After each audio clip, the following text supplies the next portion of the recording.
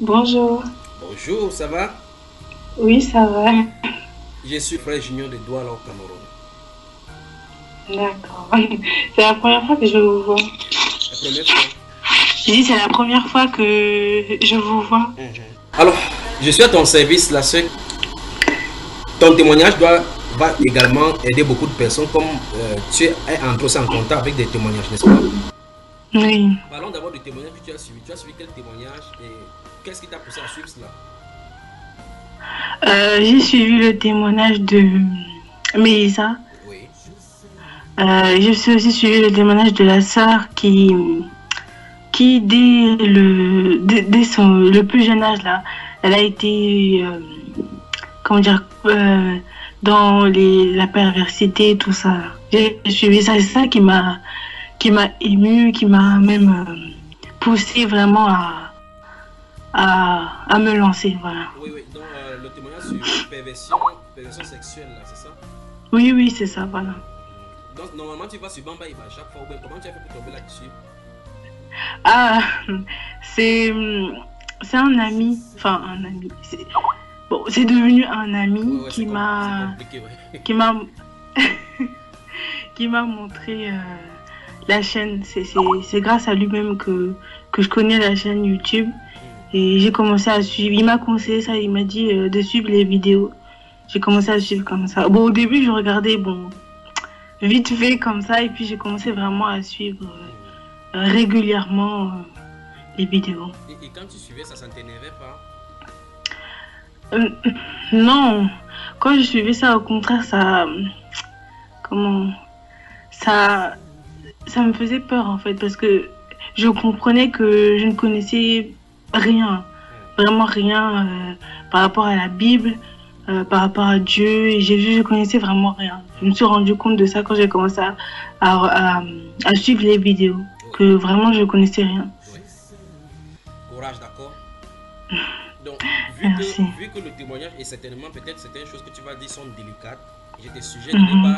de ne pas donner de noms, d'accord? D'accord. Mais plaise à Dieu si les gens qui vont écouter ce témoignage, ce sont de ta famille et qu'ils parviennent à voir, puisse le Seigneur les ouvrir les yeux. Mais le but, c'est qu'il faut que les gens qui sont dans cette même situation puissent en sortir, parce qu'en réalité, tu as besoin de délivrance. Oui. Dieu voulant, on va se rencontrer, d'accord? D'accord. Je suis à ton service. Sois courageuse comme cette jeune fille-là dans témoignage sur la perversion sexuelle. Oui. Allons-y, raconte ton cas. Bon, ça a commencé bah, comme elle quand j'étais très petite. Oui. En fait, quand je suis venue en France, je ne vivais pas directement chez mon père. Parce que je suis venue en France. Mon père était déjà en France depuis quelques temps. Et après, on m'a ramenée. Au début, je ne vivais pas avec lui, hein. J'ai vécu chez une tante. Oui. Donc, c'est là que vraiment ça a commencé, en fait. Bon, Allons-y doucement. Pourquoi en France oui. tu n'es pas allé chez ton père directement? Bon, je sais pas trop en fait, parce que bon, je crois qu'il n'avait pas le moyen, Oui. parce qu'il vivait en France depuis pas très longtemps. Ok. Donc, je crois qu'il n'avait pas les moyens. Bon, il y avait des problèmes, je sais pas pourquoi. Donc, j'ai vécu comme ça avec. Au début, j'ai vécu chez une tante, puis encore chez une autre tante, Oui. jusqu'à que je vive avec mon père. Là, tu es comment? Tu es d'origine camerounaise, ivoirienne, RDC, Congo, Ivoire. RDC. Tu es de la RDC. Oui. Je crois que j'ai pris particulièrement pour ton pays parce que, bon, je ne sais pas le moment de parler de cela. Et déjà, tu quittes ton pays pour la France vers quel âge? 6 ans. 6 ans. Donc tu as 6 ans. Et nous sommes dans quelle année là? 2004. 2004. Allons-y, continue ma soeur. Oui. Donc, je suis arrivée. J'étais chez ma tante, voilà. Je vivais avec mes cousins. Il y avait mon grand cousin qui avait, bon, il devait avoir 14 15 ans. Il était plus grand que moi. Donc, bon, on dormait, je crois qu'on dormait dans la même chambre parce qu'il n'y avait pas assez de chambres pour que j'ai une chambre pour moi. Donc, bon, je me rappelle de ce jour-là vraiment parce que ça m'a marqué. Ce jour-là, il était avec son ami.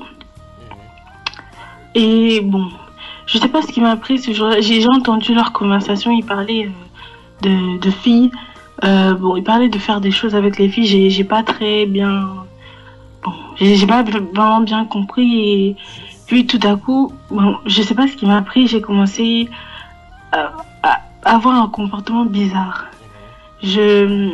Comment dire? C'est comme si je voulais qu'il qu'il soit attiré par moi. Je sais pas trop. Donc j'ai commencé à me dandiner, on va dire. Je marchais comme si.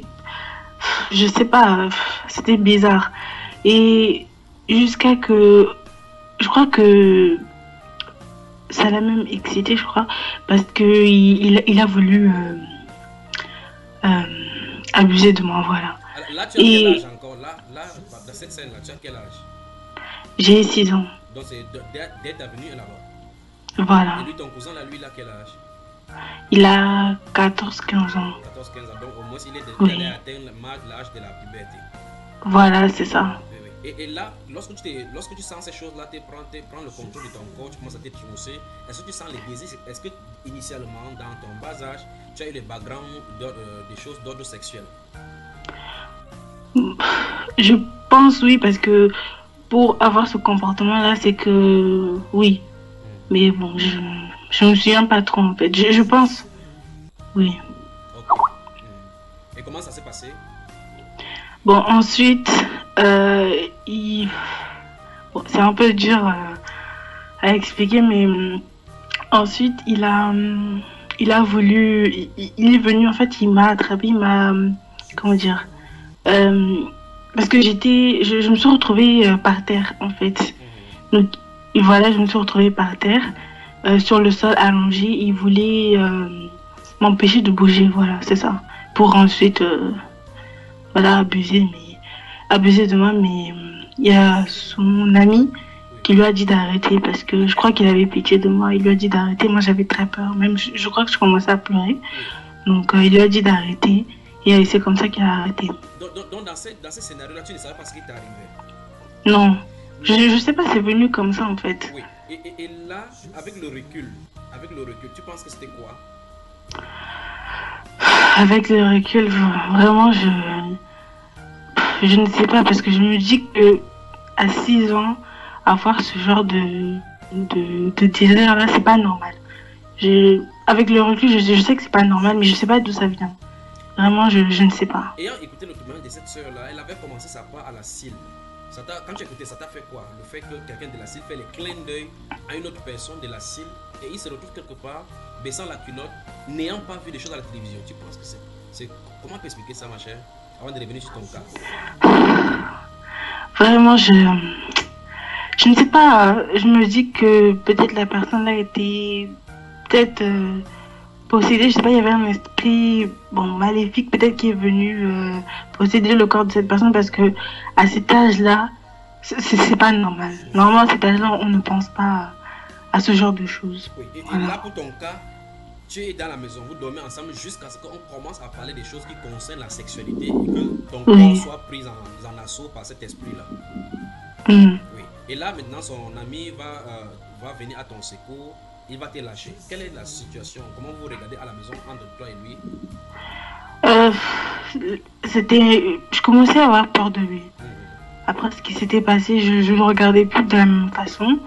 Mhm. J'avais très peur de lui.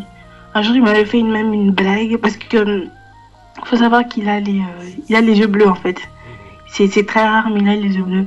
Alors, je m'avais fait une blague, il avait éteint la lumière. Et quand je me suis retournée, j'ai vu des yeux bleus, j'ai commencé à avoir peur. Mhm.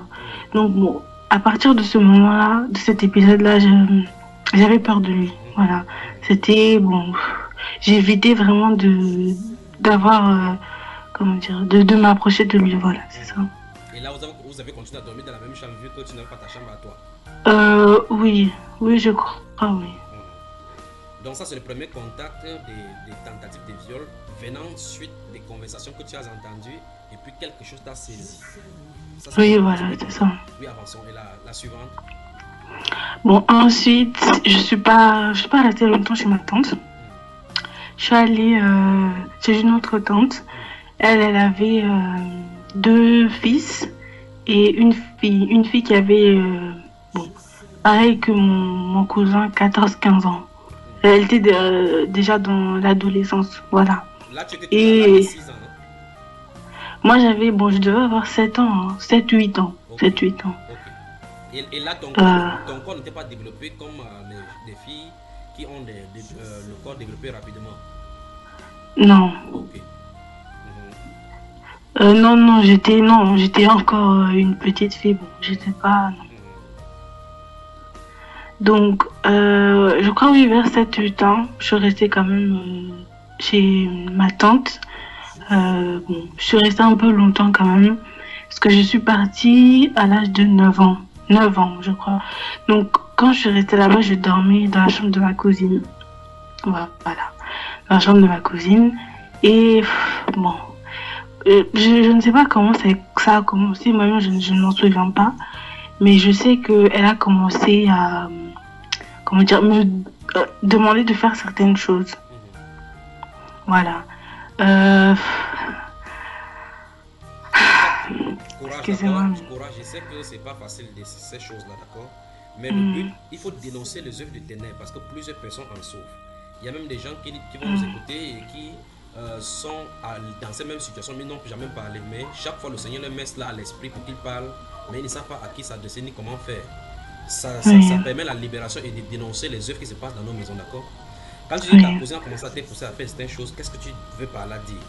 Elle te demande de préparer le riz, c'est du riz qu'elle te demande de préparer. Ah, bah, elle voulait, je sais pas comment expliquer ça, mais elle voulait, bon, je sais pas quand est-ce que c'est venu, mais elle a commencé à vouloir que, bah, qu'on fasse des choses ensemble. Voilà. Mhm. Enfin, quand je dis choses, c'est des choses sexuelles, voilà. Oui, oui, là tu as 9 ans. Et elle a quel âge? Elle doit avoir, bon, elle est déjà dans l'adolescence, donc 14 ans, 15 ans. Oui, 15 ans. est-ce que dans sa relation, elle connaît les hommes déjà?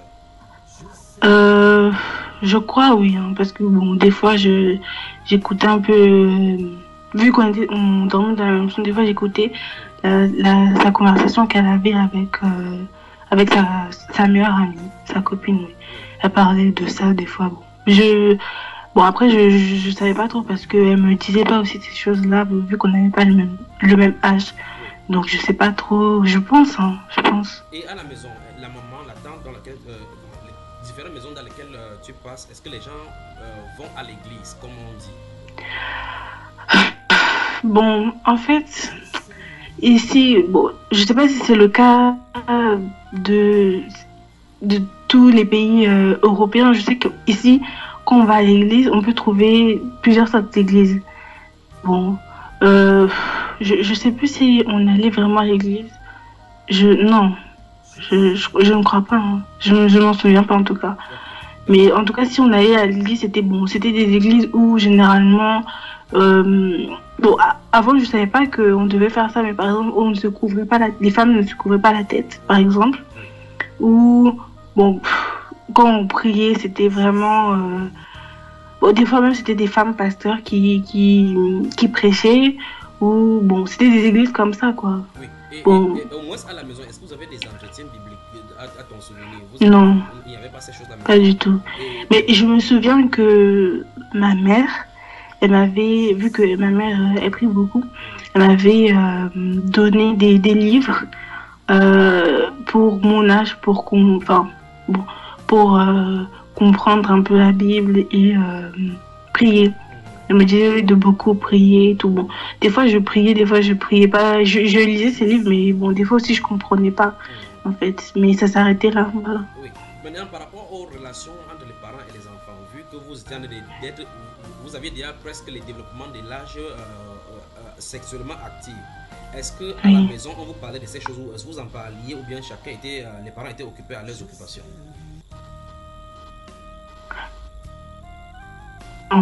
Pas du tout. Tout ce que, bon, mon oncle, ce qu'il faisait, il nous faisait faire des devoirs, surtout moi, parce que j'avais des difficultés en mathématiques.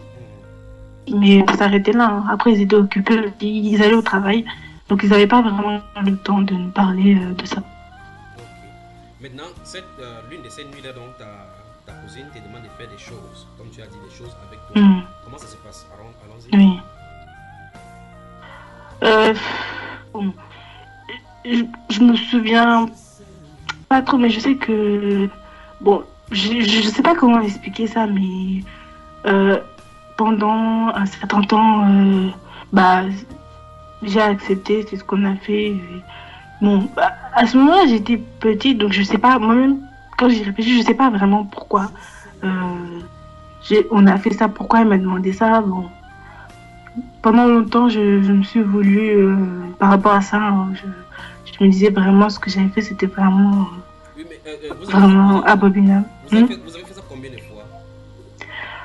Je sais pas, vraiment, je sais pas, mais je sais que ça a duré quand même un certain temps. Donc c'était répétitif alors.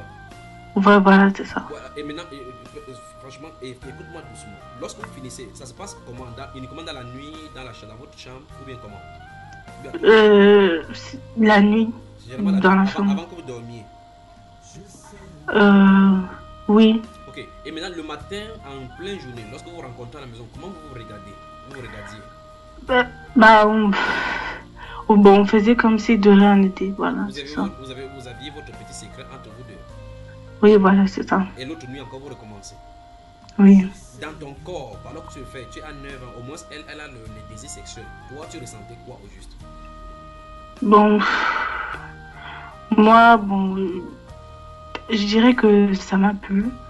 Mais bon, après, je connaissais pas trop ces choses-là, donc je sais pas trop, hein. Mais bon, je crois que, oui, ça m'a plu, mais Oui. Et là, à cet âge-là, quand tu finissais l'acte, est-ce que quelque chose te témoignait en toi que c'est pas bon? euh, parce que je ne sais pas, hein. Mais je pense que je savais au fond de moi que c'était pas normal. Parce que je sais pas, en fait, des fois même, je me peux, enfin, il y a quelque chose qui me disait que c'était pas normal. Je le savais parce que jusqu'à quand j'ai grandi encore, euh, quand ça m'est revenu en tête, voilà, je me sentais coupable. Et j'ai gardé cette culpabilité jusqu'à maintenant encore. Bon, là, restons avant qu'on n'aille à ton âge mature où tu as commencé du côté des garçons là. Lorsque cette cousine-là faisait cela, est-ce qu'elle vivait en parallèle avec les garçons? Est-ce qu'elle avait les copains garçons avec qui elle pratiquait ces mêmes choses là? Je ne sais pas parce que elle me parlait pas de ça. Elle parlait seulement à son ami, mais je sais pas. Peut-être, mais je sais pas. Ok. Avançons, continuons ma soeur, continuons. Bon, je suis restée quelques années là-bas. Ensuite, ma mère est venue en France. Donc, je crois, à l'âge de 9 ans, je suis allée vivre avec ma mère et mon père. On était dans un foyer. On est parti vivre là-bas. Et bon, à cette époque-là, bon, ça m'a encore suivi. Parce que un jour, je sais pas pourquoi, hein, mais je fouillais, je cherchais quelque chose dans les affaires de mon père. Et j'ai trouvé un DVD. C'était... bon, quand j'ai regardé dans le DVD, j'ai vu... c'était un film interdit au moins de 18 ans, un film pornographique, voilà. Là, et bon... allons-y doucement. Là, ton père vit... Oui. Est-ce que ton père vit séparément avec sa mère? Non. Ils sont ensemble dans la même maison? Oui. Et ton papa a un film pornographique dans ses affaires à lui? Oui. Tu faisais quoi dans les affaires de ton père pour trouver cela? Je ne sais pas en fait, je sais pas si je cherchais quelque chose et je suis tombée parce que je sais que c'était dans son sac et le sac était dans un placard où il y avait d'autres affaires. Donc je sais pas si je cherchais quelque chose, je suis tombée dessus ou bon, je me rappelle plus trop, mais je sais que j'ai regardé dans son sac, j'ai trouvé ça. Et là, quand tu as vu ce que tu cherchais dans le sac, tu as laissé, maintenant tu t'es concentré sur ceci. Là, tu as quel âge? J'ai 9 ans. 9 ans toujours? 9 ans, oui. 9 ans ou 10 ans. Oui. Bon, quand tu fais de cela, et là, il n'y avait personne à la maison ou quoi? Bon, justement à ce moment-là, ma mère m'a surprise en fait. Okay. Elle est venue, elle a pris ce que j'avais pris et elle m'a regardée, elle m'a dit, bon je sais qu'à ce moment-là elle était très en colère, elle m'a dit Donc c'est ça que tu regardes. Après, elle m'a dit tel père, telle fille. Attends, à quel moment t'as vu? Ta maman t'a vu en train de regarder ça dans la vidéo? Elle est rentrée, parce qu'elle est rentrée dans la chambre. Oui. Attends, Elle est rentrée dans la tu avais chambre. les vidéos entre les mains, le Voilà. CD entre tes mains en train de regarder. Oui. Oui. Elle est, bon, quand elle est rentrée dans la chambre, elle a vu que, bon, déjà, j'avais, bon, c'est comme, quand on surprend quelqu'un, vous savez, la personne essaie de cacher. J'étais comme ça. Après, elle est venue vers moi, elle a pris ce que j'essaie de cacher. Et après, elle m'a dit, bon, elle était en colère, elle m'a dit, ah, donc c'est ça que tu regardes. Après, elle m'a dit, tel père, telle fille. Oui. Donc, elle savait que son mari regardait les films pornographiques. Je crois, hein, parce que si elle m'a dit ça, c'est qu'elle le savait. Oui, et quelle est l'implication de ce que tu as vu là dans le sac de ton père depuis ce moment-là? Depuis ce moment-là, bon, ça a été une période très difficile parce que j'ai commencé à regarder en fait. Comme mes parents n'étaient pas là, je mettais le DVD et je regardais. Tu prenais cela où? Dans les affaires de mon père. Donc comme tu savais que ton père avait les DVD, désormais quand voilà. il était là, tu partais chercher. Oui, voilà. Jusqu'à ce que tu aies trouvé, ma chère. Comment? Donc tu cherchais jusqu'à ce que tu aies retrouvé et puis tu étais satisfait. Voilà, vu que je savais où c'était caché, où il avait caché ça parce qu'il avait changé de cachette. Il avait caché, donc je suis partie reprendre ça et je mettais je regardais ça quand ils n'étaient pas là. Et quand tu regardais ces vidéos pornographiques constamment, quelle était ta pensée? Qu'est-ce que tu pensais? Qu'est-ce qui t'arrivait? J'avais vraiment des pensées désordonnées en fait. C'était bon, ça avait vraiment un mauvais effet sur moi parce que je commençais à avoir des pensées. Bon, déjà à cet âge-là, je commençais déjà à avoir le désir, tout ça. Donc bon, c'était vraiment catastrophique parce que j'arrivais pas en fait à m'arrêter.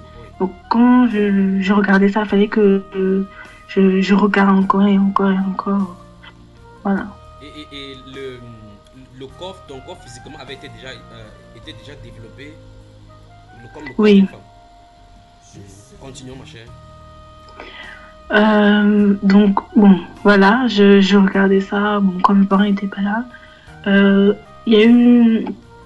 Ça, c'était quand j'étais, voilà, bon, je commençais à être dans la période de l'adolescence. Ensuite, quand on a déménagé, on est parti dans une autre ville. Et ça m'a encore poursuivi parce que bon, cette fois-ci, au lieu de regarder les DVD, je regardais ça sur Internet. Parce qu'on n'avait pas un ordinateur, donc je regardais ça sur Internet. Comment tu savais que ça se trouvait sur Internet, ma chère, à cet âge-là?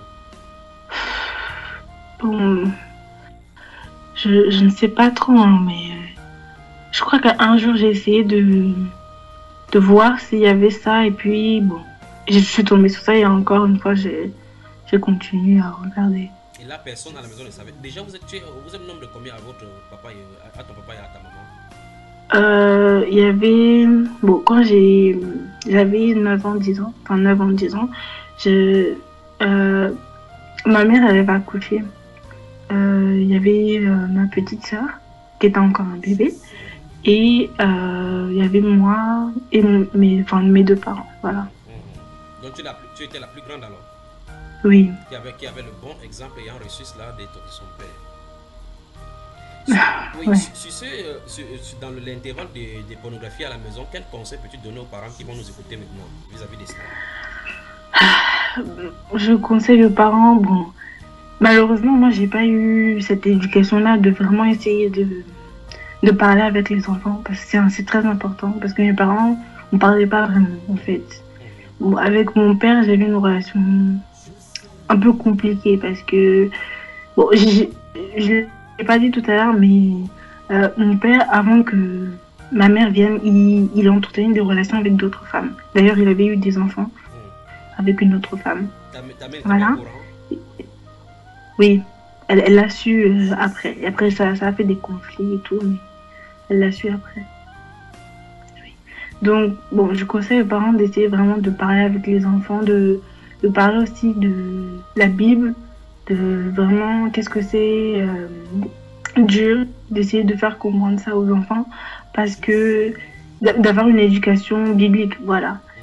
Parce que sinon, après, bon, quand ils grandissent, ça devient difficile. Comme là, maintenant, ça devient difficile pour moi d'avoir une relation vraiment de père-fille avec mon père. Même si, bon, maintenant, je ne lui en veux plus pour certaines choses, mais c'est difficile, voilà. Donc, ma soeur, on va continuer. Donc, on remarque que dès l'enfance, tu as eu une chose qui t'a enveloppé, ça t'a poussé à commencer à commettre Donc, des actes il faut que tu n'es. Que tu n'es- dire ça tabou, de parler. Je pense qu'il faut en parler pour éviter certaines choses. Voilà.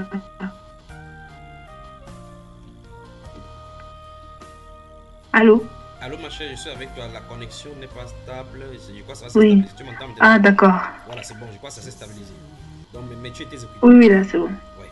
Donc, je disais donc que, avec ton conseil, nous voyons dans ton cas que dès l'enfance, tu as eu un esprit qui t'a enveloppé, qui a commencé à développer dans ta vie en te poussant dans la perversion sexuelle, n'est-ce pas?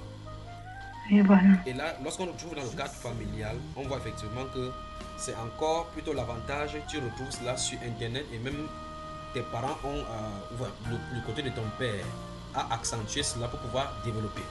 Donc, tu as grandi dans une atmosphère qui était propice à ce que cette perversité se développe. Voilà. Maintenant, nous touchons à l'âge de l'adolescence. Où est-ce que ça t'a conduit cette perversion? Ça m'a conduit à être vraiment, comment dire, perturbée.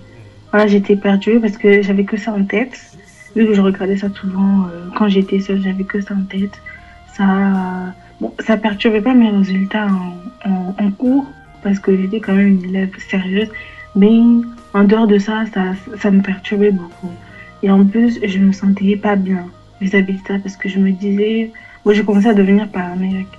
Je me disais même que peut-être que mes parents savent que je regarde ça ou que comment les gens vont, enfin mes amis vont réagir s'ils savent que je regarde ça. Donc, j'étais pas bien.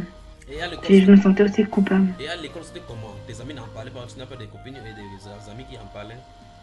Non. Donc tu étais seule dans ton monde. À l'école, bon, quand j'étais en 6e, parce qu'en 6e, je me parlais encore ça, non, on ne parlait pas de ça. On parlait, bon, vite fait, on parlait des cours, vite fait des garçons, bon, peut-être pas vraiment, mais on ne parlait pas de ça. Vraiment, on ne parlait pas de ça. Mais tout ce que tu en as de me dire là maintenant, tu n'as jamais dit cela à quelqu'un? Non, enfin, j'avais parlé de ça à un ami, voilà. Mais je ne l'avais pas vraiment raconté en détail. Je lui ai dit vraiment ce que je voulais lui dire, parce que c'est lui qui a insisté, parce qu'il voyait que il y avait des périodes où j'étais pas bien. J'étais vraiment pas bien. En fait, j'avais pas une bonne estime de moi. Je me sentais sale, je me sentais pas bien. Pour moi, j'étais une créature vraiment. Enfin, j'étais quelque chose qu'il fallait vraiment rejeter. Je me sentais pas bien. Et dans ce moment-là, est-ce qu'il t'est arrivé de penser au suicide? Il m'est arrivé de penser à ça plusieurs fois, surtout quand j'étais en 4e. Voilà, ça c'était vraiment la période de ma vie où j'y ai pensé, mais j'ai même essayé. Parce qu'en 4e, bon, il y avait eu des histoires, il y avait des rumeurs qui circulaient sur moi qui étaient fausses. Des rumeurs vraiment, bon, qui disaient que j'étais une fille facile, que bon, j'avais déjà fait des choses avec des garçons alors que c'était faux. Donc, ces rumeurs-là... Malgré la perversité, depuis l'âge de 9 ans jusqu'en classe de 4e, tu n'as pas encore couché avec un garçon? Non. Oui, et là, mais tu es sexuellement actif sans être passé à l'acte? Voilà, c'est ça. Et comment le développement a pu faire jusqu'en 4e, jusqu'à qu'on sache que tu es facile? Qu'est-ce qui est arrivé? Bon... mon problème aussi, c'est que à cette période-là aussi, je sais pas pourquoi, je voulais absolument plaire aux garçons. Vraiment, je voulais plaire aux garçons. Donc, Je suis occupée. Ta serviette est là-bas. Elle n'est pas ici. Elle est sur le sèche-linge. Donc ferme la porte, s'il te plaît. Oh. Oui, excusez-moi. Tu ferais me bloquer à clé là, non? Pour qu'il n'y ait plus de... Non, on ne peut pas fermer à clé la porte. Ok, il n'y a pas de problème. Et je sais pas pourquoi. Donc là, en l'âge en quatrième, tu étais dans une allumeuse. Voilà. Donc, pas vraiment parce que comment dire. En fait, ça se manifestait pas vraiment, c'est juste que je voulais plaire absolument aux garçons, surtout aux garçons qui étaient, on va dire, populaires. Voilà. Et je sais qu'en quatrième, l'histoire là a commencé un peu à cause de moi parce que c'était un garçon qui était en couple et qui m'a fait des avances et donc je savais un peu quand même qu'il n'était pas qui était en couple, mais on va dire que je suis rentrée dans son jeu, voilà, c'est ça. Et c'est à partir de là que les rumeurs ont commencé. Oui, donc c'était un garçon qui sortait déjà avec une autre fille. Voilà. Et il t'a fait la peau, tu as voulu accepter pour faire le jeu. Oui, voilà. Et là on a dit une voleuse des garçons comme ça. Bon, pas vraiment parce que j'ai pas accepté, hein. C'est juste que je suis rentrée dans le jeu et puis voilà. Et comment donc la pensée des suicides t'est venue à plusieurs fois et pourquoi? Ça m'est venu parce que en fait ces rumeurs me causaient vraiment problème. C'est arrivé, cette histoire est arrivée jusque dans les oreilles de mes parents, de ma mère, et c'est arrivé au point où on voulait me frapper, où il y a beaucoup de gens qui m'aimaient pas, voilà. Et je me suis retrouvée seule, c'est-à-dire que mes amis ne me parlaient plus, voilà. Donc ça m'a vraiment posé des problèmes parce qu'on est parti inventer encore d'autres rumeurs sur moi et on a dit que j'avais critiqué mes amis alors que c'était faux. En fait, à partir de cette histoire-là, on a créé des histoires comme ça juste pour que j'ai des problèmes. Alors ma chère, et là oui. tu veux me permettre de rester sur ton banc de l'école maintenant. Tu permets? Oui. Je vais me tourner vers toi pour te fixer sur ton banc et te poser une question. Oui. Pendant qu'un cours particulier est en train de passer sur les menstrues et la reproduction sexuelle, je veux que tu me racontes exactement ce qui s'est passé en toi et lorsque tu rentrais. En quatrième, on avait eu, je crois, une intervention. Je sais plus si c'était en quatrième ou en troisième, mais je sais que c'était vers la fin du collège où une infirmière est venue nous expliquer comment ça se passe, il faut se protéger, tout ça. Et bon, quand on a eu ça, je commençais à avoir déjà des pensées en fait. Je voulais absolument, je sais pas pourquoi je voulais absolument avoir un copain pour pouvoir expérimenter ça, voilà. Qu'est-ce que cette dame l'a expliqué au juste? Elle avait quel objet entre les mains? Elle a expliqué comment il faut se protéger avec les préservatifs, comment il faut mettre ça. Et séance tenant, elle avait quoi entre les mains? Elle avait un préservatif. Parce qu'elle nous a montré, après elle nous a expliqué comment mettre, mais je crois que c'était tout. Après elle nous a parlé de différentes façons. Elle a dit que ce soit par voie orale ou pas, il faut se protéger. Bon, elle est rentrée et voilà, mais c'est tout. Je crois que c'est tout ce qu'elle avait. Hein. Bon, je me souviens plus trop, mais je crois que oui, c'était tout. Oui. Et là, cette séance-là, où est-ce que ça t'a conduit? Parle par rapport à ton comportement vis-à-vis de cette séance-là. Oui. Ça m'a... déjà, j'étais dans cet état d'esprit de vouloir avoir un copain, de vouloir faire certaines choses. Donc, je crois que ça n'a pas amplifié, mais ça m'a donné vraiment envie d'expérimenter. Où est-ce que ça t'a conduit au final? Au final, je me plaignais beaucoup parce que je n'avais personne en fait, je rencontrais personne jusqu'à l'âge de 17 ans. Bon, il n'y a pas longtemps, hein, c'est à l'âge de 17 ans que là j'ai vraiment que j'ai eu un copain. Mais sinon avant ça ne s'était pas fait. Ou sinon c'était vraiment des petites, on va dire des amourettes de petit, mais c'était pas aller au point vraiment où je franchissais le cap, non. Ouais. Et là, tu es en quatrième et chaque fois, dans ces mouvements-là, est-ce que tu continues toujours à vivre avec la pornographie sur Internet et ainsi de suite? Euh, là, non. Là, non, parce que euh, j'avais plus pensé à ça. Et j'avais pensé juste à me suicider, voilà, parce que je n'en pouvais plus. Je me plaignais souvent chez, comment on appelle ça? Bon, la directrice, voilà. Et je n'en pouvais plus parce que cette histoire vraiment m'empêchait, ça a affecté mes résultats scolaires. Tellement ça m'empêchait vraiment de vivre correctement. Donc, un jour, je ne suis pas allée en cours, j'ai pris des médicaments et puis voilà. Oui. Et par la grâce de Dieu, on t'a sauvé. Oui, ça m'a même étonnée parce que quand j'ai pris beaucoup de médicaments, c'est comme si j'ai dormi parce que c'était tout noir en fait. Je ne sais pas. Ma mère, elle m'a raconté plus tard qu'elle avait essayé de me réveiller, mais je ne me réveillais pas. Je me réveillais pas c'est vers le soir que je me suis réveillée. Et quand je me suis réveillée, tout était flou en fait. C'est comme si j'étais droguée, je sais pas, tout était flou. Quand elle me parlait, j'entendais pas trop. Et après, j'ai commencé à vomir. J'ai vomi et elle m'avait mis à l'écart. On était dans la salle de bain, elle m'a demandé qu'est-ce que j'avais voulu faire en faisant ça. Après, je lui ai dit que je voulais me suicider et après, elle m'avait giflé parce que c'était très grave. Donc, voilà. Elle t'a réveillé, puis après, elle t'a giflé.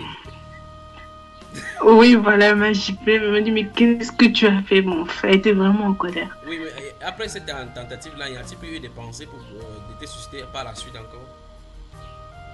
Non, après ça, non. Déjà, bon, je trouve que j'ai eu de la... Bon, comment dire, avant de prendre le médicament, je voulais... Parce qu'on habitait au 10e étage. Donc, je voulais, comment dire, sauter par le 10e étage. Mais bon, vu que j'étais pas assez courageuse, j'ai essayé le 6e. Je suis descendue au 6e étage. Bon, après, il y a un monsieur qui est venu, il m'a dit, mais qu'est-ce que tu fais? Et bon, après, je me suis dit, non, je vais pas faire ça. Et après, c'est pour ça que je suis remontée chez moi pour prendre les médicaments. Tu as dit que l'autre là est trop douloureux. Ça risque de me faire Oui, voilà, je me suis dit, non. Il faut que je prenne ça doucement, ça va aller doucement. Voilà, c'est ça. Je me suis dit, je voulais mourir sans douleur. Donc, bon, j'ai pris la solution de la facilité, voilà. Voilà. Et je vais donc, avant qu'on arrive à l'âge de 17 ans où tu vas connaître effectivement l'homme et commencer à avoir les expériences sexuelles qui vont te conduire à être accro au sexe, n'est-ce pas? Parce que tu es une accro au sexe. On peut t'exercer ainsi, pas vrai? Bon, on peut dire ça, mais ouais. Alors maintenant, restons sur... j'ai parlé tout à l'heure quand on s'assied sur le banc, on parle de la reproduction. On vous a enseigné la reproduction sexuelle, le cours sur la reproduction sexuelle avec les règles et autres là-bas. Comment le cours s'est passé avec toi et quelle était ton attitude vis-à-vis de ce cours?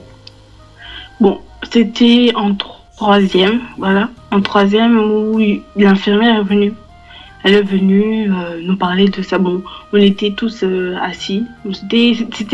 Ça se faisait par classe. Donc chaque classe avait une heure comme ça où on parlait de ça et tout. Donc moi j'écoutais, j'écoutais même attentivement tout ce qu'elle disait et tout, je retenais. Bon, je sais plus, des fois même il y a des gens qui posaient des questions. Bon, moi j'écoutais seulement en fait. Et dans ma tête déjà je me faisais des idées.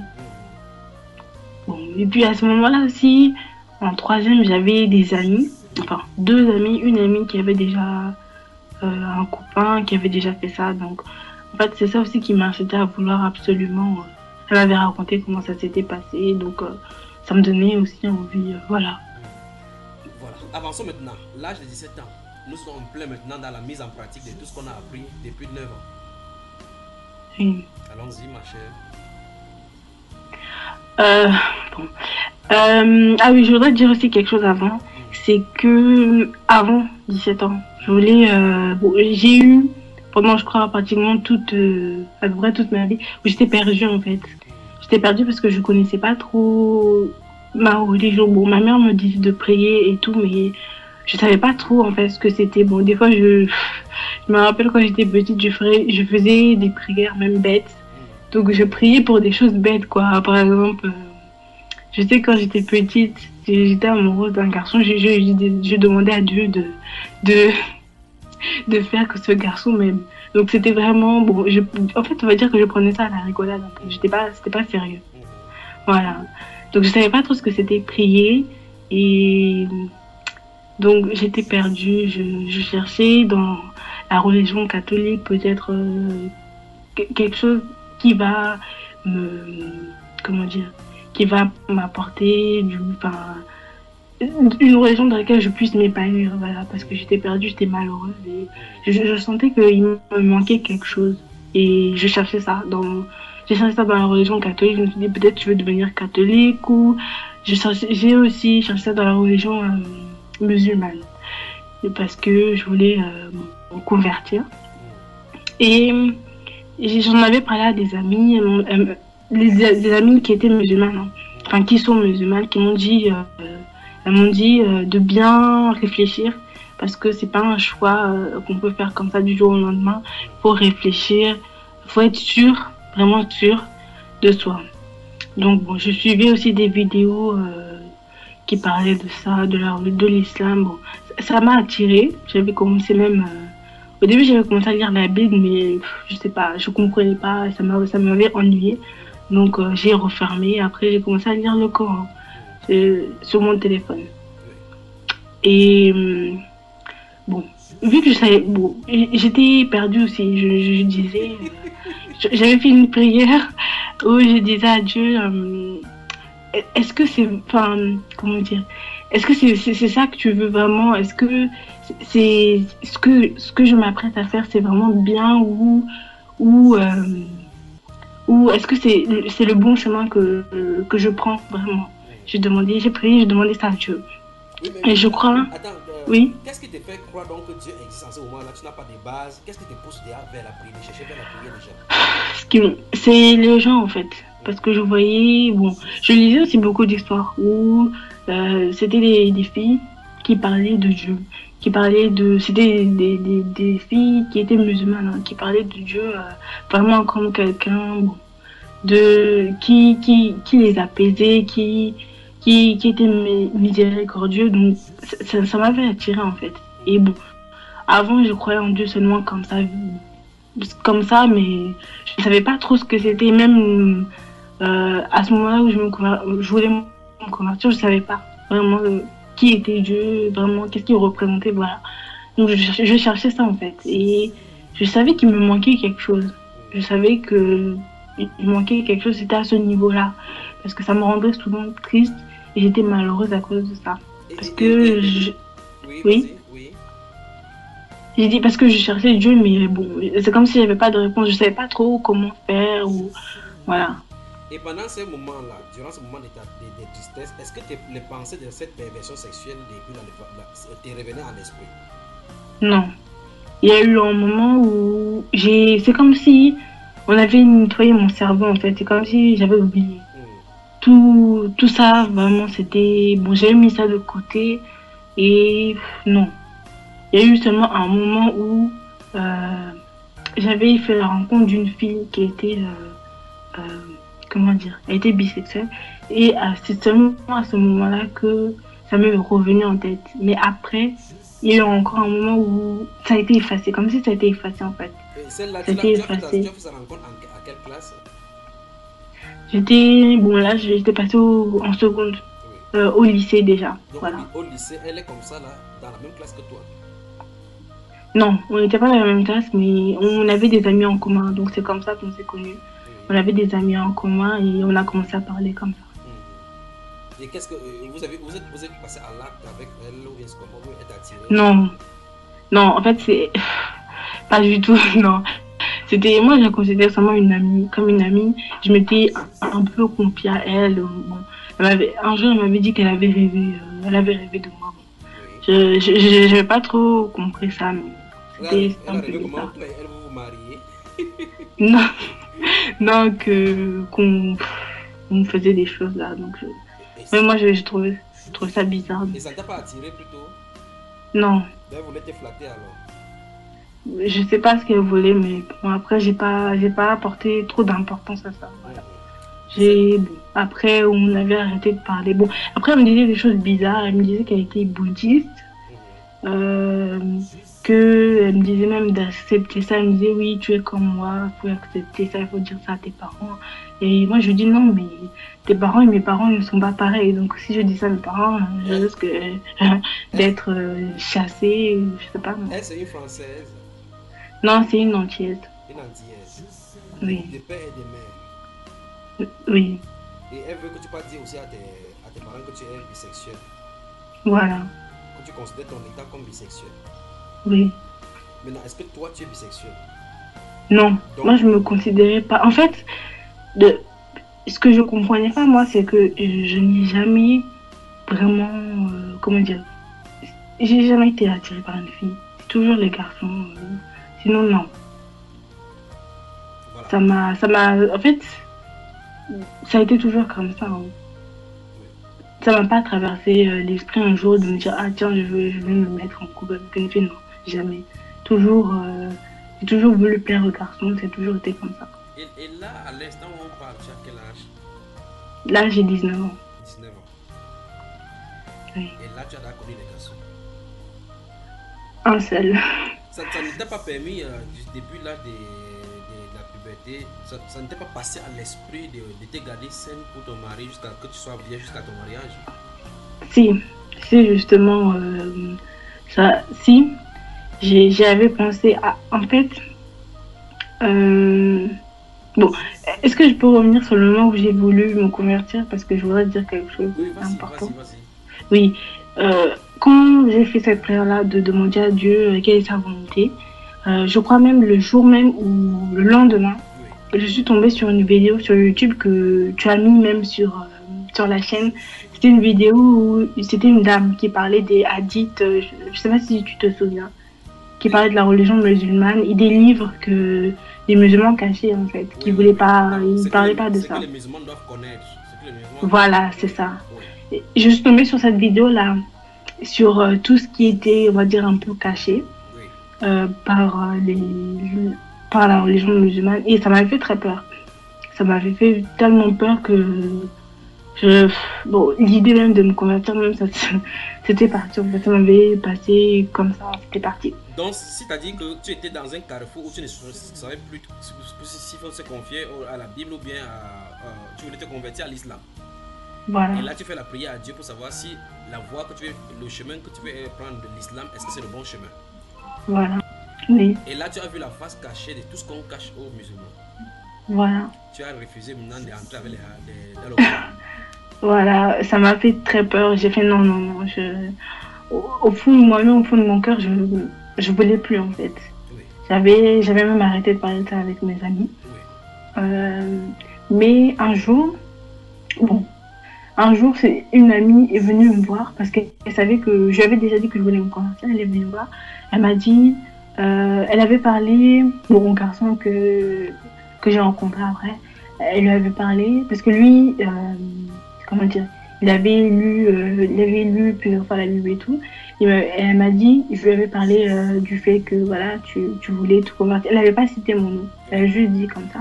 Et lui, il lui a dit que c'est ce qu'elle m'a dit en tout cas, si je me convertis, ça sera un aller sans retour. Oui. C'est-à-dire qu'une fois que je me convertis, c'est fini. Je ne peux plus faire marche arrière. Mais bon, là, ce qui m'étonne, c'est qu'elle me dit ça parce qu'elle-même, elle n'est pas... C'est une fille qui, on va dire, qui était comme moi en fait, qui croyait vraiment qui croyait comme ça quoi, qui avait Dieu, mais bon, elle ne pratiquait pas. Donc, voilà. Et c'est après que j'ai rencontré le garçon en question. Oui. Donc, ça a 17 ans voilà, que je l'ai rencontré. Est-ce que tu peux dire donc ta prière que tu as faite là pour poser la question à Dieu, est-ce que si c'est la voie que tu veux choisir qui est la bonne, la voie de l'islam? Oui. Et puis, est-ce que tu peux considérer cela, ce qui t'a présenté là, comme étant une réponse? Oui, c'est bien plus tard que je me suis rendu compte que c'était une réponse parce que, en fait, ça ne pouvait pas être une coïncidence parce que c'était vraiment, c'était même pas des mois après, des années, non. c'était soit, bon, je me rappelle plus, mais je sais que c'était soit le soir même ou le lendemain. Oui. Parce que j'avais prié, c'était le matin. C'était soit le soir même ou le lendemain. Mhm. Donc j'ai eu une réponse très vite.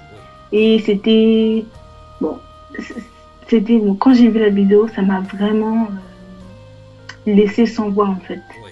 Je me suis, non, au fond de mon cœur, je me suis dit non, je ne veux pas faire ça. Oui. Et puis, j'avais aussi essayé de, comment dire, de consulter en fait ma famille sans vraiment le faire. C'est-à-dire que un jour comme ça, je suis allée voir, c'était une amie qui m'avait conseillé de faire ça. Je suis allée voir ma tante et ma mère. Je lui ai dit si comme ça, quelqu'un de la famille se convertissait, Converti qu'est-ce que ça en vous ferait? islam, n'est-ce pas? Comment? Tu parles de convertir en islam. Oui. Oui. Oui, en fait, j'avais essayé de parler de ça à ma famille sans vraiment leur dire que ce que moi je voulais faire. Hmm. Et bon, déjà, la réponse a été. Question de les préparer psychologiquement et de tester le terrain. Voilà, c'est ça. Hmm. C'est ça, c'est ce que j'ai essayé de faire. Mais bon, la réponse a été très négative. Ils m'ont dit que cette religion-là, c'était vraiment une religion qu'il fallait même pas. Ils étaient vraiment très, très catégoriques sur ça. Voilà. Oui. Et qu'est-ce que ça t'a fait? Qu'est-ce que ça t'a fait? Bon, ça m'avait fait mal parce que je me suis dit, ah, si je franchis le pas et que je me convertis, je sais que j'aurais vraiment des problèmes avec ma famille. Oui. Donc ça, déjà, c'était, comment dire, un point négatif. Oui. Et le deuxième point, c'était bon, la réponse que j'ai eue par la suite, là, qui m'a vraiment... c'est ça vraiment qui a déterminé Oui. que je voulais même plus Oui. me convertir. Ok. Oui. Donc tu as eu deux points qui sont venus concorder en disant que qui a permis de refuser la conversion en islam. Maintenant, Voilà. avec le recul maintenant, est-ce que tu regrettes de ne t'être pas converti en islam? Non. Et ceux donc que les musulmans racontent qu'ils sont convertis, que ce sont les chrétiens qui sont convertis en islam en France, plusieurs Français sont convertis en islam. Qu'est-ce que tu penses au juste est la cause? Parce que tu as dit tout à l'heure dans ton cas que tu étais vite chercher de part de l'aide tout autour de toi. Tu as vu que la solution c'était l'islam. Parce qu'en fait, l'aspect religieux qui présente, le comportement qu'il présente est séducteur, n'est-ce pas? Voilà, en fait, je pense que c'est l'aspect extérieur qui est très séducteur. Mais ce qui se passe vraiment, en fait, vu qu'on ne connaît pas trop ça, en fait, ce qu'on nous présente, c'est que les gens, quand ils parlent de l'islam, les musulmans, ils veulent nous séduire. Donc, ils nous disent que c'est très... Bon, ils vont pas dire que c'est une mauvaise religion, bien sûr. Donc, ils vont dire que c'est une bonne religion, que ça leur apporte la paix. Donc, c'est surtout, en fait, l'environnement qui fait ça, en fait. Mais moi, vraiment, je remercie Dieu, heureusement que je n'ai pas fait ça parce que je pense que j'aurais regretté. Voilà. Et dans la vidéo, on a lapidé les femmes, on coupe les bras et autres là. Tu as dit, ah, ça, je ne vais pas y aller. Voilà, je me suis dit, non, ça, vraiment, c'était une religion comme ça. Non, je ne veux pas. Je ne veux même pas avoir peur comme ça, non. Donc, je me suis dit, non. Ça m'a fait très peur même. J'y ai pensé encore pendant plusieurs jours. Je me suis dit non, je ne veux pas vraiment une religion où on fait des choses comme ça. C'est non. Oui. Et là maintenant à 17 ans, tu vas connaître ton copain, tu vas tomber fou amoureux au point où vous allez savoir maintenant que c'est pas la volonté de Dieu que vous vivez comme ça. Vous ne pourrez pas vous séparer, mais vous avez le désir de vous séparer, de plaire à Dieu, mais la chair vous tire à gauche et à droite. Allons-y, parlons. Voilà. Bah, quand on s'est rencontrés, c'était un peu par l'intermédiaire d'une amie. J'étais venue à l'internat parce que bon, j'avais des difficultés au niveau scolaire, donc j'étais allée à l'internat. Et voilà. Et bon, quand on s'est rencontrés, bon, au début on s'aimait pas trop, mais après on a commencé à parler ensemble. C'est aussi quelqu'un qui a lu la Bible, donc il sait, il connaît un peu, enfin, connaît quand même la Bible. Et on parlait de ça avec lui parce que vraiment. Vous étiez à l'internat ensemble? Oui. Oui. Allons-y. Voilà. Donc, bon, on a commencé à sympathiser. Hein. Et puis, on arrive à un moment où on a vu qu'on était attirés l'un par l'autre. On s'aimait bien, donc voilà. On s'est dit, bon, pourquoi pas entamer une relation. Mais le problème, c'est que au bout d'un moment, il m'a expliqué que lui, il n'était pas dans une phase, comment dire, il était un peu... c'est quelqu'un qui avait passé 1 an euh, en s'abstinent, sans rien faire. Oui. Donc, il est arrivé là, si on se met en couple, bah, il ne pourra pas se retenir. Donc, il m'a dit, bon, il m'a posé un ultimatum, soit on continue, soit ça s'arrête là, si je veux vraiment me préserver. Voilà. Parce qu'il voulait pas que, à cause de lui, que je regrette ou des choses comme ça. Donc, il voulait vraiment, parce qu'il a lu la Bible, il sait que ce n'est pas bien de... Surtout qu'à ce moment-là, j'étais hier. Donc, que ce n'était pas bien de le faire avant le mariage. Donc, il m'a dit, soit on continue, mais bon, tu sais ce qui va se passer après, ou soit ça s'arrête là. Oui. Voilà.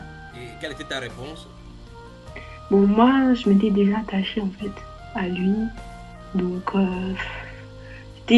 même pour lui, c'était difficile, mais il m'a quand même demandé parce qu'il voulait être sûr qu'il n'y ait pas de problème à ce niveau-là. Bon, j'étais très attachée à lui, du coup, bon, je pense que c'est par amour aussi que j'ai dit, bon, on continue, même si, voilà, c'est pas grave, on continue. Et là, petit à petit, tu as commencé à t'attacher à lui et par conséquent à la Bible aussi. Oui, voilà, c'est lui, c'est grâce à lui que j'ai commencé, parce qu'il me parlait beaucoup de ça. On parlait souvent de ça. Au téléphone, il a commencé à me parler de Dieu, de la Bible et tout. Il m'a parlé de l'enlèvement. En fait, il m'a parlé des choses dont personne ne m'avait parlé de ça. Même pas ma famille, même pas ma personne. C'était vraiment la première personne à m'avoir parlé de ça. Donc, ça a commencé à m'intéresser. Petit à petit, ça m'intéressait. Et bon, ça me faisait aussi peur. Parce que je me dis, attends, mais là... j'ai commis quand même beaucoup de péchés. Je repensais à ce que j'avais fait dans le passé. Je me disais, non, avec tout ça, est-ce que Dieu vraiment va me pardonner? Est-ce que vraiment, le jour de l'enlèvement, je vais être enlevée? J'avais peur, mais j'étais intéressée quand même. Voilà, j'ai commencé vraiment à avoir peur. Et bon, j'avais vraiment peur. Hein. Je me souciais beaucoup de ça. Je me souciais aussi de ma famille. Je me disais, est-ce que de ma famille, on va tous être enlevés? Bon, voilà. Je me souciais de ça. Je sais que pendant les vacances, on a voulu vraiment arrêter ça. Vraiment, on s'est dit non, on en arrête, on va essayer de se repartir, tout ça. Donc, pendant les vacances, c'est lui qui m'a montré aussi la chaîne YouTube. Je suivais les vidéos. Je priais. J'avais commencé aussi à lire la Bible. Oui. Bon, des fois je refermais parce que je comprenais pas en fait. Je lisais ça comme si c'était un livre, mais je savais pas qu'il fallait lire ça vraiment, être concentré. Non, je comprenais pas trop, donc je refermais. Mais je priais beaucoup, bon. Je remarquais quand même un changement, que je commençais à être dans la joie. J'étais bien, même au niveau de la façon de m'habiller, je voulais changer, parce que avant je mettais que des pantalons. Qu'est-ce qui a commencé à causer ces changements en toi? Bah, en fait, c'est le fait qu'il a commencé à me parler de la Bible, de Dieu, qui a provoqué cela. J'ai commencé à m'intéresser à ça et ça a provoqué cela. Oui, wow. Donc en gros, vous étiez un peu dans la fornication, un peu dans la Bible, un peu dans la culpabilité, un peu dans l'amour, un peu dans le désir de l'abstinence, tout ça mélangé. Oui. Et là, vous prenez un peu de partout, un peu dans les enseignements de YouTube, Ouais, un peu dans la Bible de temps en temps, un peu oh ma chérie, je t'aime. Ah, attendez. Je suis occupée. Ton truc de raisin. C'est là-bas. Lola, je suis occupée, là, je suis au téléphone. Ouais, mais oui, je vais te donner tout à l'heure, je suis occupée. Oui, ferme la porte. Merci. Oui, excusez-moi. Non, il n'y a pas de problème, d'accord? C'est ton jour. C'est ton jour. Donc, vous pipez un peu de partout dans l'enseignement, dans la Bible, souvent, chérie, je t'aime, un peu de la fornication, un peu, qu'on s'abstient. Voilà, c'était ça un peu. Et en plus, bon, il voulait aussi m'épouser, donc du coup, il s'est dit que si on était encore dans ça, bon, ça allait pas être bon en fait. Ça allait pas être bien de... Voilà. À l'heure où nous parlons, donc, quelle est donc votre situation? Euh, Bah, on va dire qu'on n'a pas coupé tous les liens, mais on est resté, comment dire, amis. Voilà. On Oui, est resté amis. D'ailleurs, là, il est parti, il n'est plus en France. Il est parti en Pologne oui, pour ses études aujourd'hui même. oui. Donc, on est resté en contact et voilà. Mais est-ce que tu l'aimes toujours? Vous vous aimez? Oui, Tu l'aimes très fort. oui. Donc ça veut dire que ce qui vous attend, donc, qu'est-ce qui vous empêche de vous marier alors? Bon, on est jeunes. Moi, j'ai 19 ans, lui, il va avoir 20 ans. Oui. Donc, et puis, on n'a pas vraiment de situation. Moi, Mhm, on est tous les deux dans nos études. On mhm. n'a pas de maison, on n'a rien. Donc, bon, on s'est dit, Vous avez bon, tellement, voilà, après, on... Comment? vous avez tellement des amours à donner, mais vous n'avez pas d'argent, vous n'avez pas de situation. Voilà, c'est ça. Donc vous avez opté à ce que vous finissiez d'abord vos études alors. Ouais, qu'on reste tellement amis. Et puis, si Dieu le veut, peut-être que plus tard, on va se marier, je sais pas. Et là, ça n'a pas choqué, cette position-là ne t'a pas choqué, n'est-ce pas? Comment? Cette position-là que vous avez prise ne t'a pas choqué? Euh, bon, ça a été euh, dur à accepter parce que bon, quand on aime quelqu'un, on veut forcément être avec la personne. Mais bon, après, je me dis que c'est peut-être la volonté de Dieu qui, peut-être Dieu veut qu'on reste comme ça. Oui. Bon, voilà. Et cette situation-là, parlons maintenant ta situation. Maintenant, tu es majeur là. Est-ce que tu as déjà Oui, partagé tout ceci avec ta situation que tu vis à l'intérieur de toi? Tu as déjà partagé ça avec elle? non. Pourquoi? Vous n'avez pas d'intimité, vous n'avez pas de communion en tant que mère et fille. Bon, ma mère, bon, elle travaille. Bon, quand elle revient, elle est vraiment fatiguée. Donc, on n'a pas. Bon, on parle, hein, mais on parle pas vraiment de ces choses-là. Mhm. Voilà. Ma chère sœur, Oui. comment tu te sens? On a parlé jusqu'à maintenant, je crois une heure, plus d'une heure. Comment tu te sens? Bon, là, maintenant, je me sens un peu mieux. Mhm. Bon, j'ai plus cette. Comment dire? Ce fardeau, en fait, cette sensation de. Comme si je portais quelque chose de très lourd sur moi. Donc, ça va mieux. Mhm. Bon, maintenant, Oui. je te pose quelques questions maintenant. Maintenant que tu as en parlé, ce fardeau qui est ôté, avec le recul, tu Oui. regardes ta vie derrière. Tu sais que Oui. c'est une sale vie, n'est-ce pas? Oui. Sache que comme tu considères ta vie comme sale comme ça, il y a d'autres personnes que lorsque tu vas écouter leur vie, ça sera encore pire que cela. C'est pour ça que chacun de nous a besoin de repentance. D'accord? Oui. Tu n'es pas sale dans Oui. ces cas-là. C'est parce que tout simplement parce que les gens ne sont pas bien orientés. Et autour de vous, vous en Europe particulièrement, l'humanisme et le Dieu ont pris la place de telle enseigne qu'on ne voit pas Dieu à l'œuvre dans nos vies. Et par Oui. conséquent, quand on a la grâce comme toi d'être conduit par Dieu vers lui, il faut qu'on remercie Dieu véritablement pour cela. D'accord?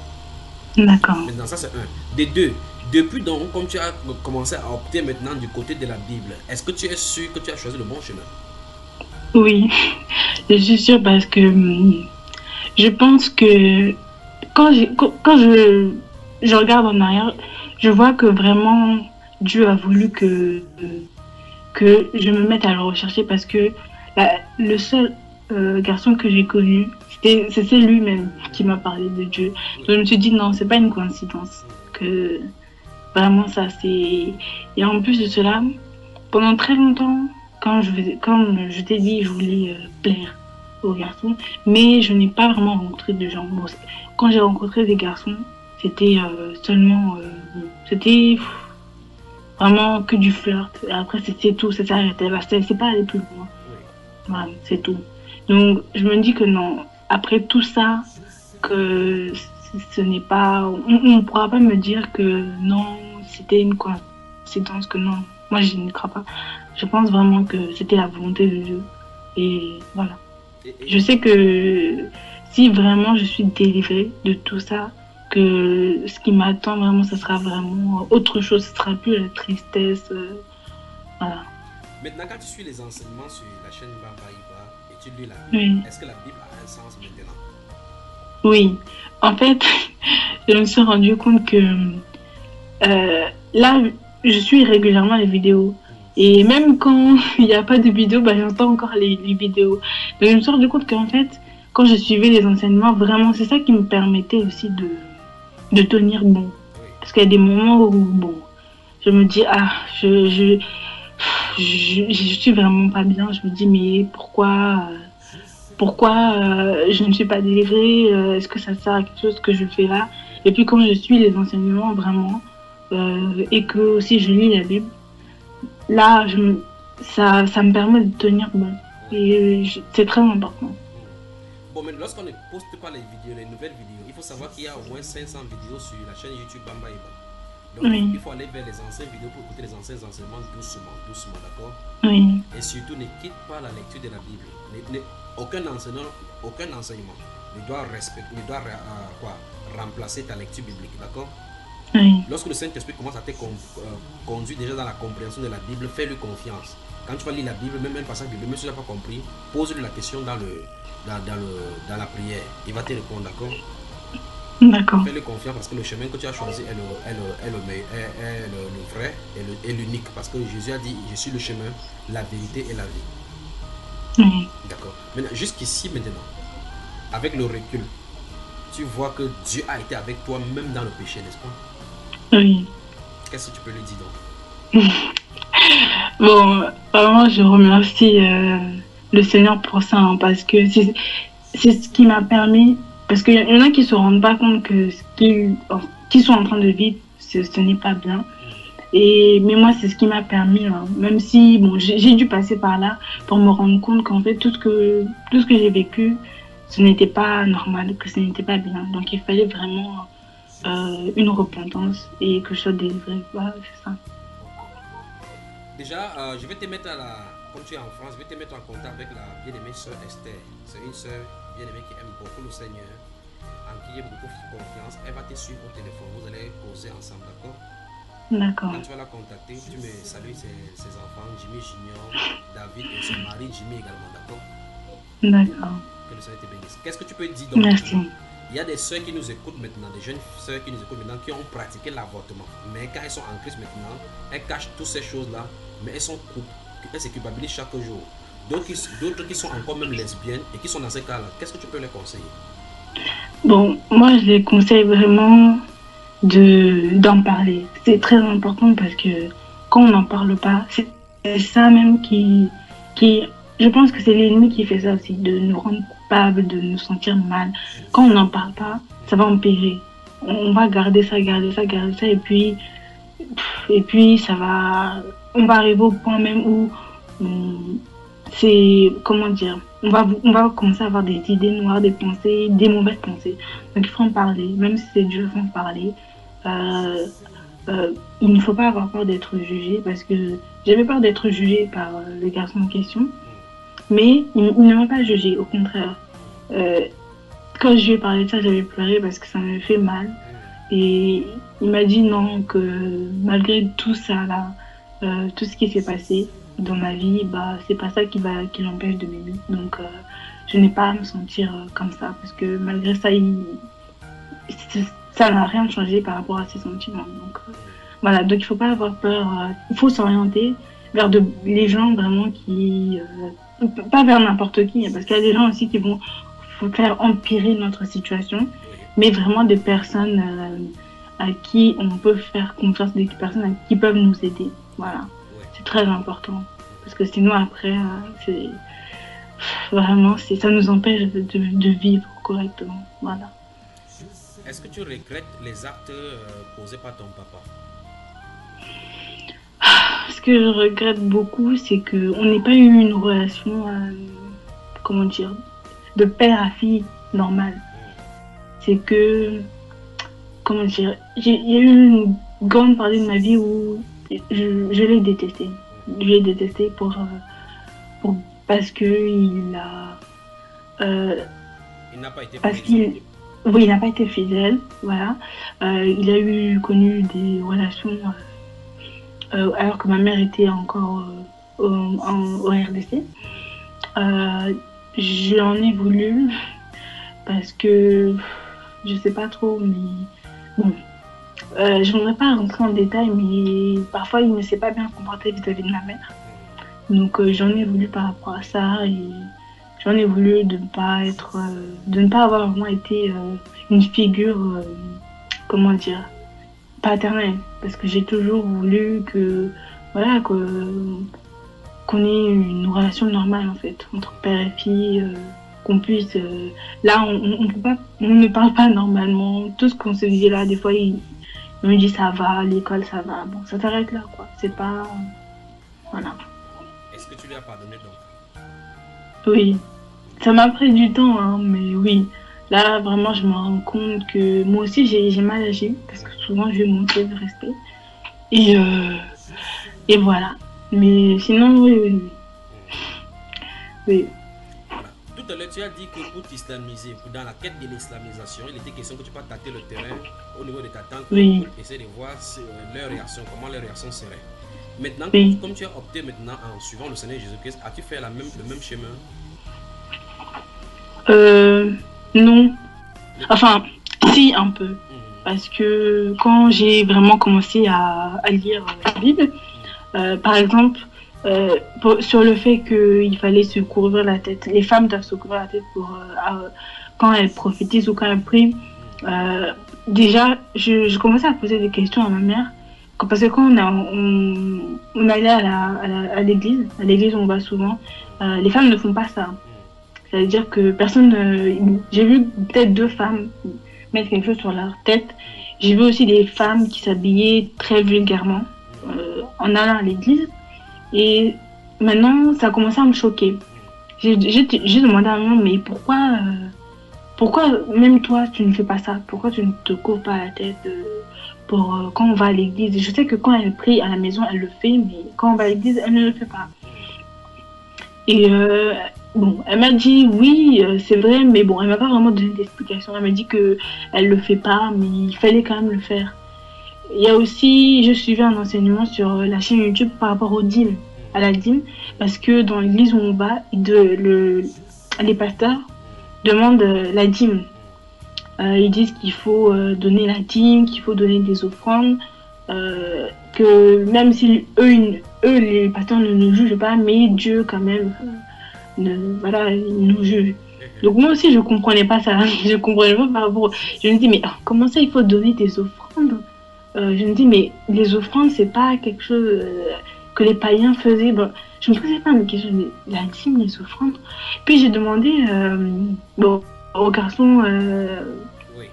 avec qui j'étais bon j'ai eu une relation. J'ai demandé quand on était plus ensemble, j'ai demandé mais par rapport à la dîme, parce que je sais qu'il a lu la Bible plusieurs fois, que je lui ai dit mais par rapport à la dîme, est-ce qu'on t'a donné la dîme? Après il m'a dit non, que la dîme c'était plus de l'actualité. Donc là je dis mais pourtant nous quand je vais à l'église les pasteurs demandent ça. Je dis mais pourquoi? C'est bizarre. Après il a dit je sais pas, bon il comprenait pas lui aussi. Il y a plein de choses comme ça que j'ai remarqué, que je me dis non, ça ne va pas, c'est bizarre. En plus, quand je sais que avant, quand j'allais à l'église, en fait, ça m'ennuyait. Je regardais même j'espérais que ça se finisse vite. Je regardais l'heure.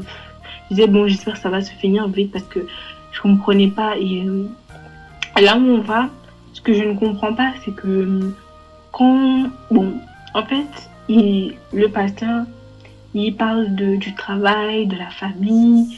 Qu'il faut amener un album avec les photos des gens de la famille pour prier pour toute la famille, pour prier si on a des problèmes au travail. C'est un pasteur de RDC toujours? Non, c'est un pasteur qui est en France. Qui est en France. Oui, oui, je demande si c'est un Africain. Ah non, c'est un Portugais, je crois. Ou un Brésilien. Bon, je sais qu'il est un Portugais, parce qu'il a un peu l'accent. Voilà. Et non, c'est pas un Africain. Et bon, il met des témoignages. Il met des témoignages. Parce qu'on a l'écran, en fait, dans l'église. Là, l'écran, il met des témoignages de ceux qui sont allés, qui ont commencé à aller dans leur église. C'est ça. Et qu'ils ont commencé à avoir une vie. Voilà, leur vie a changé. Il y en a qui étaient, comment dire, qui ont eu des problèmes dans leur famille. Et dès qu'ils ont commencé à aller à l'église en question, leur vie a changé. Bon, des gens comme ça, ils mettaient des témoignages, des gens, voilà.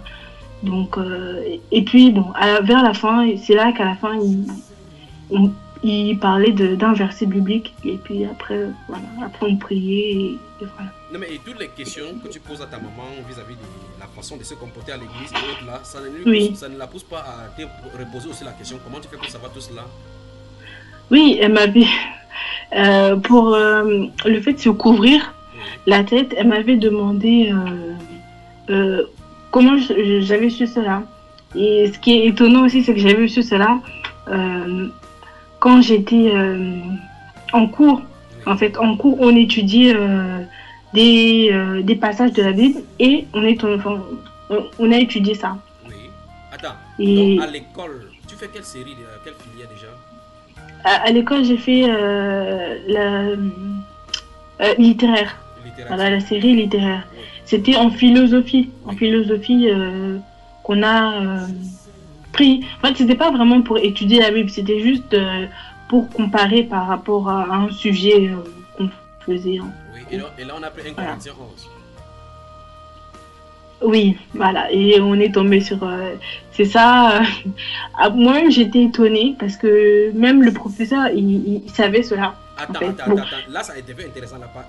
Donc, le professeur de philosophie t'a enseigné que en tant que chrétien, on doit se voiler. Voilà, mais lui-même, il est athée. Il est athée. Explique-nous comment ça s'est passé. Bon, en fait, on était en cours. Et bon, on a voulu... Bon, on a voulu parler de la religion. Oui. En philosophie, voilà. Et le professeur il nous avait photocopié un passage de la Bible. Oui. On devait étudier ça. Je me rappelle plus du sujet exactement, mais bon, je me souviens vraiment de ça. Donc on a étudié, on a lu.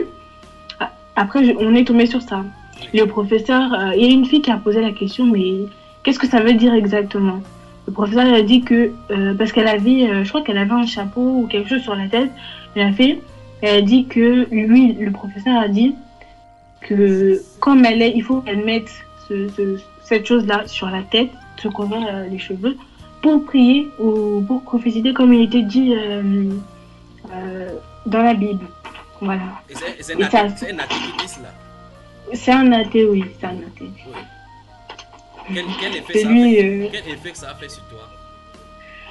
Ça m'a surprise parce que je ne savais pas en fait. Ça m'a vraiment surprise parce que je ne savais pas. Et moi qui me disais chrétienne, ça m'a vraiment surprise. C'est là que je me suis dit, ah mais c'est bizarre quand même, je ne connais même pas mon propre religion. Voilà. Et là maintenant, quelle est l'attitude des camarades lorsqu'on te voit maintenant habillé tel que tu t'habilles là? En fait, à l'école, j'ai pas changé. C'est pas quand j'étais à l'école que j'ai changé. C'était pendant les vacances. Donc là, on n'avait plus l'école. C'est à ce moment-là que j'ai arrêté. Je voulais plus m'habiller comme je voulais m'habiller avant. Donc j'ai commencé à mettre des robes. Oui. Voilà, des robes. Et ma mère un jour elle me dit mais pourquoi en ce moment c'est une tendance, tu mets que des robes? Je lui avais pas dit. Parce que je sais pas, je vais pas dire. Parce que moi aussi je savais pas. Je me disais, j'avais lu le passage, je me souviens plus qui disait que un homme ne doit pas mettre des vêtements de femme et inversement une femme ne doit pas mettre des vêtements d'homme. Oui. Mais le problème c'est que je me disais mais il y a des jeans aussi qui sont des jeans pour femmes et il y a des jeans pour hommes. Donc est-ce que bon, je ne sais pas. Après, je me suis dit aussi, mais avant qu'il y ait eu le mouvement féministe, avant, les femmes ne pouvaient pas porter de jeans. Donc, peut-être, je me suis dit, dans ce cas-là, alors, on ne doit pas mettre de jeans. C'est ça que je me suis dit. Bon. Et puis, j'avais aussi suivi une vidéo. C'était un monsieur, bon, je ne connais pas son nom, un monsieur qui parlait de ça, de l'habit vestimentaire. Et il disait clairement que que même s'il y avait cette nuance-là de jean pour femme, jean pour homme, que malgré ça, ce n'est pas l'habit que doivent mettre les femmes. Voilà. Et là, C'est aussi grâce à lui que... Et là, tu as adopté maintenant le look de la sainteté. Voilà. Quel est le regard des autres alors? Mais le problème, c'est que j'avais pas les robes appropriées parce que moi, je ne mettais pas... Je n'aimais pas les robes avant. Oui. J'avais vraiment pas les robes. Je mettais que des jeans. Et les seules robes que j'avais, c'était des robes... Bon, elles n'étaient pas courtes, mais ça arrivait en dessous du genou. Oui. Donc, bon, ça me posait problème. Je me disais comment je vais faire. Parce que, bon, voilà, c'était des robes plutôt assez... oui, donc les robes n'étaient pas appropriées, mais je mettais ça parce que j'avais que ça. Oui. J'avais pas le choix. Donc je me disais non, je vais mettre ça et puis je vais demander à ma mère qu'elle me puisse donner l'argent pour que j'achète des robes. Ouais. Voilà. Parce que bon, dépend beaucoup financièrement de ma mère. Là encore ça va parce que j'ai la bourse, donc je peux acheter les vêtements que je veux, mais à ce moment-là non. Oui. Courage, d'accord. Tu vois que tu es belle dans cet habillement-là, n'est-ce pas? Très belle dans cet habillement-là. Oui. Tes camarades de classe ne se moquent pas de toi? Non. Bah déjà avant, bon, j'ai jamais vraiment été une fille qui suivait la mode. Moi, je voulais, bon, la façon dont je m'habille, il y a des amis à moi qui se moquaient un peu, ils disaient « Ah, mais toi, tu t'habilles mal et tout. Il faut prendre l'exemple d'un tel qui s'habillait bien. » Bon, moi, j'ai jamais été quelqu'un qui suivait vraiment la mode, en fait. Non. Je mettais des vêtements qui me plaisaient, que j'aimais bien, mais... Bon, je ne suivais pas vraiment je n'aime pas le maquillage. Donc, me maquiller, tout ça. Je me maquillais très, très rarement. Et même quand je me maquillais, j'oubliais même que j'avais le maquillage et je me tachais. Je touchais mon visage, je me tachais. Bon. Je me suis dit, non, le maquillage, c'est pas fait pour moi. Donc, je vais arrêter. Et non. Non, bon, non, c'est pas moqué de moi. Hein. Voilà. Alors, permets-tu, y a-t-il un dernier mot que tu voudrais dire avant que je ne prie pour toi? Non. Bon, peut-être que, je sais pas, hein.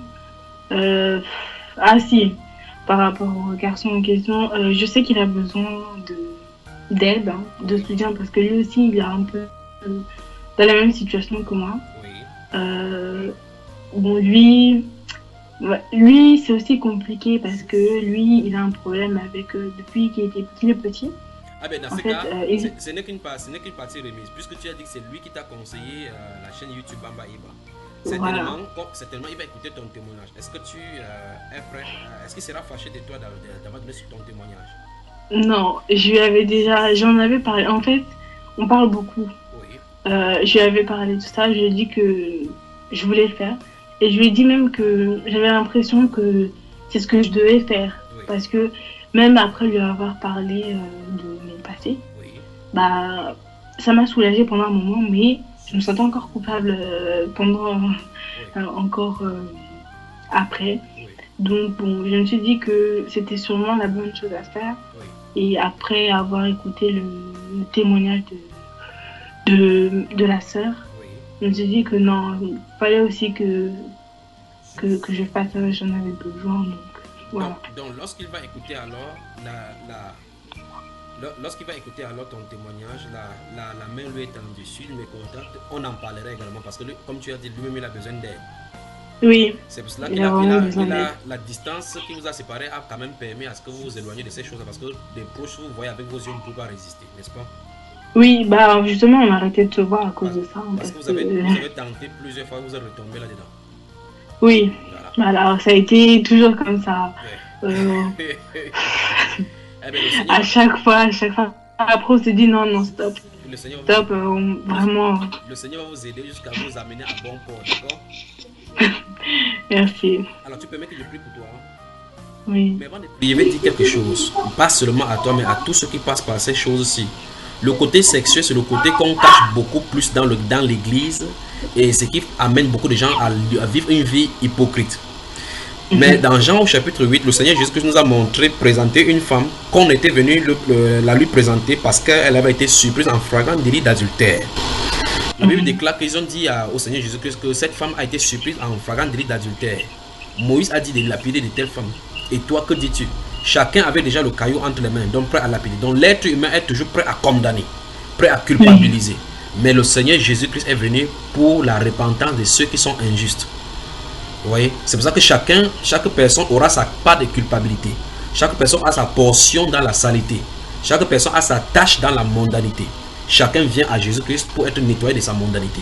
Pour d'autres, donc, c'est la sexualité. Pour d'autres, c'est le lesbianage. Pour d'autres, c'est l'homosexualité. Pour d'autres, c'est le vol. Pour d'autres, c'est l'ivrognerie. Pour d'autres, c'est le mensonge, l'avortement, le meurtre. Pour d'autres, c'est la sorcellerie. Il y en a plein comme ça. Pour d'autres, sont issus des sectes, mais le Seigneur Jésus-Christ appelle seulement à la repentance. D'accord? Maintenant, quelle est la réponse du Seigneur Jésus-Christ là? Il a dit que parmi vous, celui qui n'a pas commis un seul péché, jette la première pierre. Est-ce que quelqu'un a jeté la pierre? Non. C'est pour dire quoi, ma chère soeur? Que comme tu as besoin de repentance, j'ai également eu besoin de repentance. Et tous ceux qui vont nous écouter maintenant ont aussi besoin de repentance. Ceci est publié afin que chacun puisse remettre en cause, se passer en revue, s'examiner pour voir s'il n'y a pas quelque chose de ténèbres en lui. Que le Seigneur te bénisse pour ton courage, d'accord? Merci. Permets-moi de prier pour toi. Tu permets que je prie pour toi? D'accord. Oui. Père, je prie pour ta fille que tu as toujours conduite jusqu'à maintenant. Je prie au Dieu de gloire. La distance n'est pas une barrière pour toi. Par la foi, Seigneur, je lui impose les mains, Père de gloire, et je prie pour elle, afin que son témoignage serve non seulement à délivrer sa propre vie, mais la vie de tous ceux qui vont écouter. Je prie, Père de gloire, pour tous ceux qui vivaient dans l'hypocrisie sexuelle, qui ont vécu cette passée-ci et qui se sentent toujours coupables, Père de gloire, de comprendre que le moyen de le faire pour être délivré, c'est de dénoncer les œuvres de ténèbres dans leur vie sans honte. Seigneur, merci pour sa vie. Merci pour ce que tu vas faire dès maintenant pour sa vie. Merci pour la vie de ces garçons également, qui est son copain. Je prie, Père de gloire, que tu les conduises dans la voie de la vérité, dans la sanctification, parce qu'ils ont pris position pour la vérité et tu les en es éloignés pour les réunir plus tard. Merci, Père de gloire, pour tout ce que tu fais pour eux. Merci pour ta grâce sur la vie de cette femme. Au nom du Seigneur Jésus-Christ, je te la recommande entre tes mains. Que sa vie soit entre tes mains. Que toi-même tu continues à la bénir, à la protéger et à veiller sur son âme. Et par-dessus tout, Père de gloire, conduis-la vers la vérité, dans la vérité, et qu'elle marche et demeure sur ce chemin-là. Que ton nom soit glorifié dans sa vie. Au nom du Seigneur Jésus-Christ. Amen. Amen. Sois béni, ma soeur. Merci. Soyez béni aussi. Voilà. Oui, enfin. Tu es déchargé, n'est-ce pas? Oui. Donc, comme j'ai dit, je vais te mettre en contact avec la soeur Esther.